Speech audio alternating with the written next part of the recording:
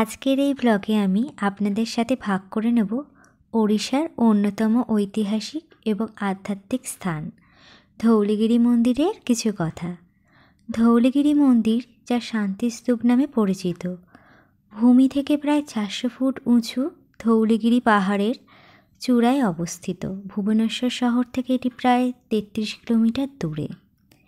এখানে পৌঁছানোর জন্য আপনাকে বেশ কিছু সিঁড়ি চড়তে হবে, তবে চিন্তা করবেন না, উপরে ওঠার পর যে শান্ত পরিবেশ আপনি পাবেন তা সব কিছু ভুলিয়ে দেবে।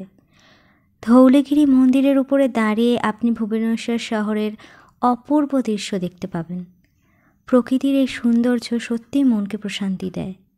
এই মন্দিরের মূল আকর্ষণ হল এই শান্তিস্তূপ, যা বৌদ্ধ ধর্মের একটি গুরুত্বপূর্ণ স্থান।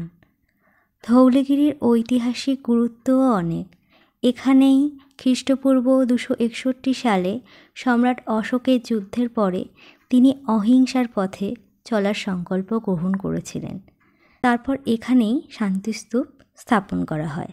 এই স্তূপের চারপাশে এমন কিছু স্থাপত্য রয়েছে যা শান্তির বার্তা দেয়। ধৌলিগিরি মন্দিরটি সমস্ত ধর্মের মানুষের জন্য একসঙ্গে মিলিত হওয়ার স্থান।